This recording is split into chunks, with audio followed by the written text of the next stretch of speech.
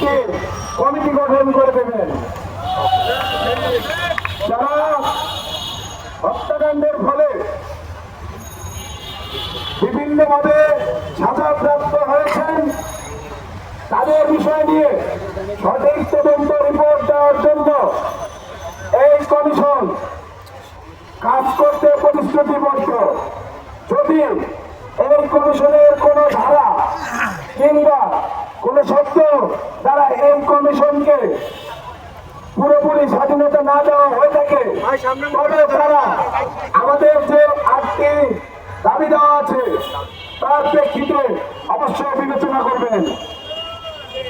এবং আরেকটি বিষয়, আমরা ছাত্র প্রতিনিধি সহ যেই প্রতিনিধি দলটি গিয়েছিলাম তাদের সাথে স্বরাষ্ট্র উপদেষ্টার নিচে আগামী সোমবার এই বিষয়গুলো নিয়ে পরিপূর্ণভাবে কথা বলবেন এবং সেই পর্যন্ত তিনি আপনাদেরকে ধৈর্য ধারণ করার আহ্বান জানিয়েছেন।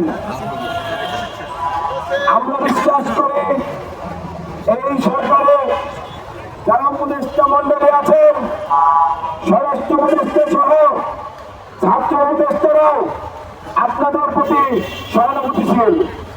একই সাথে বৈষম্য বিরোধী ছাত্র আন্দোলনের হাস্তা যাত্রা থেকে শুরু করে প্রত্যেক নেতৃবৃন্দ আপনাদের সাথে সহায়তা প্রকাশ করেছেন। আমরা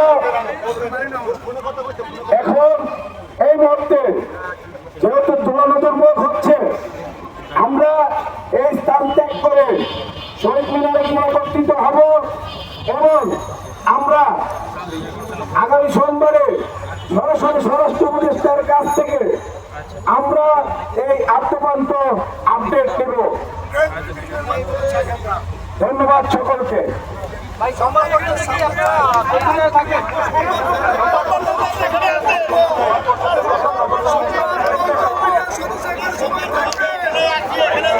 পরবর্তীতে জানিয়ে দেওয়া হবে।